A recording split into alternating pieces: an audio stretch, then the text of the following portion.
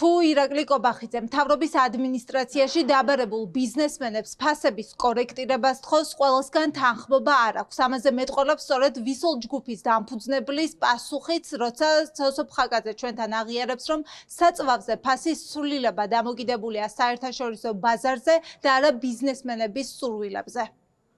მოლოდინი მოქალაქეებს რა უნდა ჰქონდეთ საწვავი გაიამხება? საწვავზე თან დაკავშირებით ჩვენ მილიონჯერ გვაქვს ნათქვამი, ეს დამოკიდებულია საერთაშორისო ფასებზე და ლარის კურსზე. საერთაშორისო ფასებით უმეტი ზემოთკენ ფასები ძვირდება საწვავზე შიდა ბაზარზე და პირიქით. საწვავზე ფასი სავარაუდოდ არ შეიცვლება. მთავრობა ნავთობიმპორტიორებს ესაუბრა, თუმცა უშედეგოდ. ამაზე მეტყოლებს ცოცოფ ხაკაძის პასუხებიც. ქვეყნის ერთ-ერთი უმსხვილესი ნავთობიმპორტიორი კომპანია ვისოლ ჯგუფი აერთიანებს როგორც ბენზინ-გასამართ სადგურებს, ასევე სმარტის ქსელურ მარკეტებს. ხაკაძისთვის მაღალი ფასები ბუნებრივი მოცემულობაა. გითხარით, მოლოდინი რა გაქვთ საწვავის ფასის დაკლება თუ არის შესაძლებელი? თუ რამე შეგვიძლია, მაგას გავაკეთეთ. მაგაზე არ არის საუბარი. ჩვენ ვაკეთებთ ბიზნეს წესიერად, სამართლიანად, სამართლებრივ ჩარჩოებში. ესე ვაკეთებდით ყოველთვის და გავაკეთეთ მომავალში. მარკეტები გაქვთ ვისოლ. ამ შემთხვევაში რა ხდება? ფასები დასაკორექტირებელი. ეს თემა თქვენ ხო იცით გადავიდა პარლამენტში. მე დარწმუნებული ვარ, რომ იქნება იქაც პროფესიული და კონსტრუქციული განხილვები ამ თემასთან დაკავშირებით და მე რამე გართულებას ვერანაირად ვერ ხედავ. მე ერთი რაღაცა ვიცი, რომ ბიზნესი არის, რომელიც ქმნის ეკონომიკას და ძლიერი ეკონომიკის გარეშე არსეთი ქვეყანა არ იქნება წარმატებული. ამიტომ ყველამ ჩვენ უნდა ყველა არ ვიცი ახლა მაგაზე არა საუბარი. კაი, ბოდიში ბიზნესი, ძლიერი ეკონომიკა მნიშვნელოვანია, მაშინ ეს შეხვედრები ფასადური გამოდის, ასე შეგვიძლია. შეფასებაა ახლა თქვენი. ირაკლი კობახიძე მაღალი ფასების ერთ-ერთ მთავარ ფაქტორად ქსელური მარკეტების დაწესებულ ქეშბექს ასახელებს. ირაკლი კობახიძის ინფორმაციით ეს გადასახადი 15 წლის წინ 4% იყო, ახლა კი 50%-მდეა გაზრდილი. ანუ ქართული ოცნება აღიარებს, რომ ყველაზე დიდი გადასახადი ბიზნესმა სწორედ ივანიშვილის მმართველობის დროს დააწესა.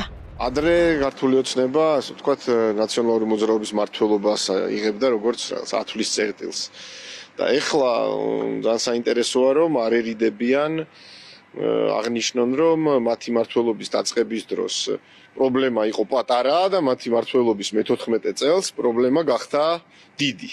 შესაბამისად, ლოგიკური კითხვა ჩდება, ისინი ხო არ არიან პრობლემა და მათ გამო ხო არ გაიზარდა პრობლემის მასშტაბი. ეს ქეშბექების ისტორია სამაგალითოა ამ მხრივ.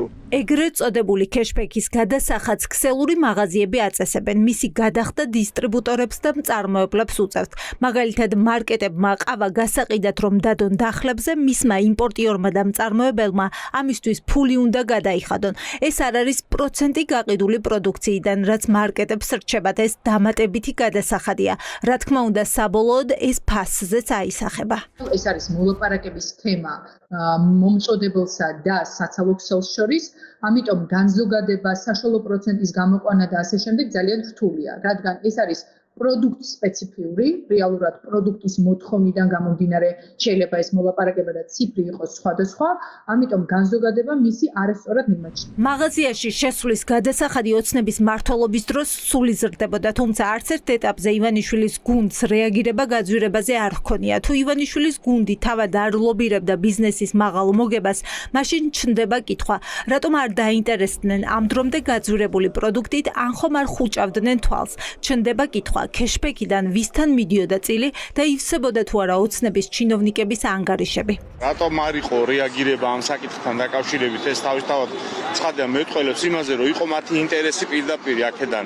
შესაძლებელია იყოს კონკრეტული მაღალჩინოსნები ამ საქმეში ჩარეული, შესაძლებელია უბრალოდ ქართულ ოცნებასთან დაახლოებული პირთა წრე, რომელთაც ჰქონდათ ინტერესი მაღალი ფასების და შესაბამის თანხებს იხდიდნენ იმ ეგრეთ წოდებულ შავ სალაროში, რომელიც უკვე ესეც ცნობილია ყველასთვის, რომელსაც იყენებდნენ საარჩევნოდ და ასე შემდეგ. ეს ახალი ფაქტი ნამდვილად არ არის და თუ ეს ფაქტი არსებობს და ესეთი მასშტაბებით არსებობს, თავადი მმართველი გუნდის დამსახურებაა ეს ყველაფერი და სხვას ვერ დააბრალებენ ამ შემთხვევაში. მონაწილეობდნენ თუ არა ყოფილი მაღალჩინოსნები ეგრეთ წოდებულ კარტერულ გარიგებაში. ირაკლი კობახიძისთვის დამნაშავე მხოლოდ ბიზნესია. თუმცა საინტერესოა, როგორ მოქმედებდა ბიზნესი სახელისუფლებო გუნდის გვერდის ავლით და რატომ ვერ ამჩნევდა ვერც კონკურენციის სააგენტო, ვერც ეკონომიკის სამინისტრო და ვერც სუსი რომ კერძო კომპანიები გარიგდნენ და ფასები ხელოვნურად გაიზარდა. აქ არაფერ შუაში არიან თანამდებობის პირები, შეიძლება ყოფილიყო ბიზნეს სუბიექტებს შორის შესაბამისი კარტელური გარიგეები, რასაც რა თქმა უნდა მტკიცებით ფორმით ვერ ვისაუბრებთ, ამაზე შეიძლება კონკრეტულმა უწყებებმა რაიმე ინფორმაცია მოგვაწოდონ, მაგრამ ზოგადად ეჭვსაჩეს მაღალი ფასები. ხვალიდან უკვე პარლამენტში ბიზნესმენებს მოусმენენ, დაბარებულები არიან ხორცს პროდუქტების, რძის და კვერცხის მწარმოებლები. ფასები გვახრჩობს, ასეთი არის მოქალაქეების პასუხი, რომლებსაც არსებო მინიმუმისთვის საჭირო პროდუქტების საყიდლად საკმაოდ დიდი თანხის დახარჯვა უწევს.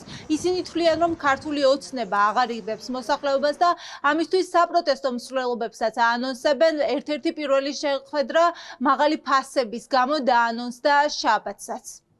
ბიზინა ივანიშვილის რეჟიმი ადამიანის ფუნდამენტური უფლებების და თავისუფლებების შეზღუდვასთან ერთად ცდილობს შექმნა ქვეყანაში სიტუაცია, სადაც ფაქტი არის, რომ საქართველოს მოქალაქეების უმეტესობა უკვე იმყოფება აუტანელი სიდუხჭირის ზღვარზე. ამ ყველაფრის გათვალისწინებით მინდა მოგიწოდოთ ყველა ჩვენს თანამოქალაქეს შემოგვიერთდეთ 14 თებერვალს შაბათის მარშზე და დავანახოთ ამ რეჟიმს, რომ ჩვენ არასოდეს შევეგუებით ჩვენი შვილების, ჩვენი ოჯახის წევრების, ჩვენი სტუდენტების, მოხუცებულების, ბავშვების, ჩვენი თანამოქალაქეების ჩაგვრას და მათი გაღატაკების პერსპექტივას. თუ თქვენც ჩემსავით რამდენიმე მაღაზიას მოივლით ხოლმე და პროდუქტებს იყიდულობთ, სადაც იაფია.